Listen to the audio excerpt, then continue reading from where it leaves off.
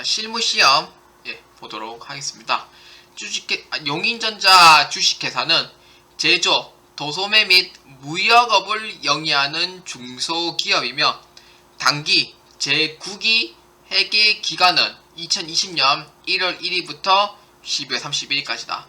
전산 세무에게 수업용 프로그램을 이용하여 다음 물음에 답하시오입니다. 자, 문제 1번 보겠습니다.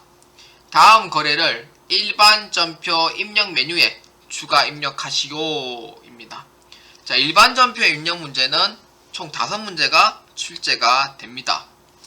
자, 그래서 1번에 3월 21일자부터 먼저 보도록 하겠습니다. 자, 주식회사 SJ컴퍼니의 외상 매입금 1100만원을 결제하기 위해 주식회사 영동물산으로부터 받은 약속금 600만원을 주식회사 SJ컴퍼니에게 배상도 잔액은 보통기금에서 지급하였다입니다. 자, 지급, 그 다음에 배서양도 여기에 해당이 되죠.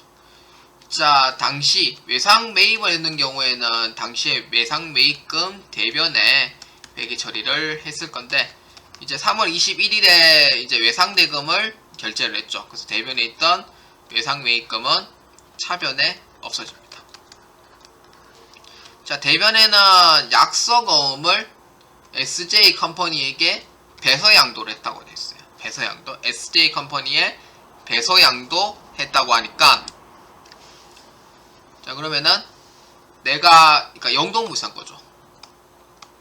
영동물산 거를 이제 내가 갖고 있는 어음이 있어요. 받으러 어음이 있었죠. 어음 받아놓은 거. 이거를 누구에게? SJ컴퍼니에게 그 어음을 넘겨준 거죠. 그래서 영동물산에 받아야 될 어음을 이제 SJ컴퍼니로 넘겨준 거예요. 그래서 대변에는 받으러 어음으로 회계 처리를 합니다. 얼마냐면은 600만원으로 회계 처리를 하고요. 나머지 500만원은 보통예금으로 해가지고 회계 처리를 합니다. 자, 그러면은 이제 일반 전표에 입력을 한번 해보겠습니다. 자, 일반 전표 입력에 클릭을 해서 이제 3월 21일자 입력을 합니다. 자, 구분은 외상 매입금이에요. 그래서 구분은 차변의 외상 매입금. 자, 거래처는 주식회사 SJ컴퍼니고요.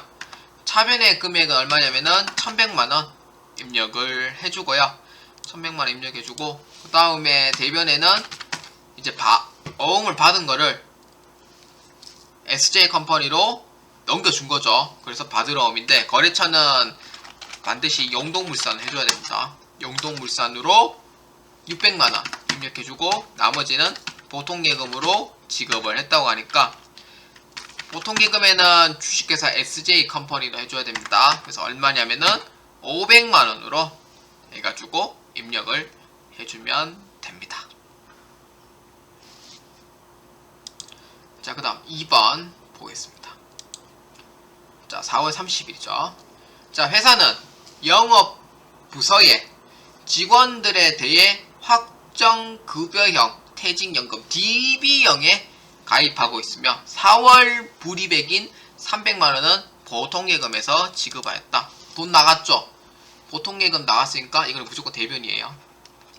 근데 그 다음에 퇴직연금 DB형이에요. DB형은 회사에서 관리를 하기 때문에 차변에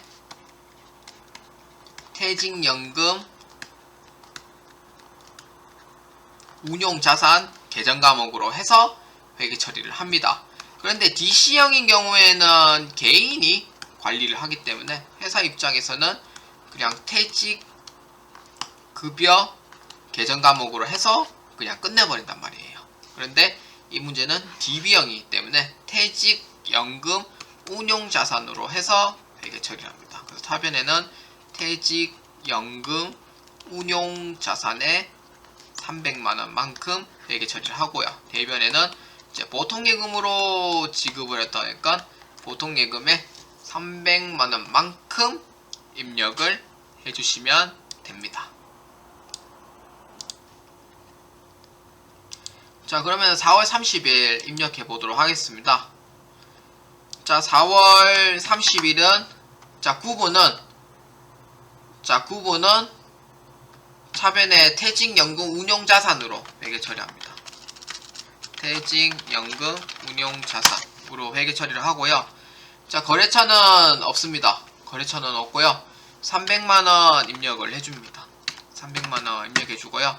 대변에는 보통 예금에서 지급을 했다니까 대변에는 보통 예금으로 해서 회계 처리를 해주시면 됩니다.